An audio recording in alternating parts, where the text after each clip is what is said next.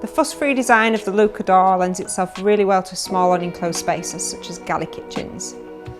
Shown here in a very popular colourway of Cobham blue and dove grey, this kitchen shows that you can pull off a bolder colour even in a small space. Even in a galley kitchen, you don't have to compromise on storage space. In this display, we've maximised storage by going floor to ceiling across one wall, including 2,000 wide larders and integrating the appliances. The American fridge freezer, whilst it's a freestanding appliance, has been made to feel like it's part of the space by enclosing it with a top box between the two tall units. The galley kitchen doesn't have to just be two straight runs. You can add some interest by varying the depths of the worktops.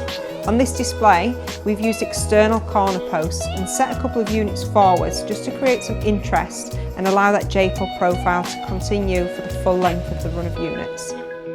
This kitchen is completed by super high gloss ceramic worktops in a plain white to contrast against the matte dark blue doors.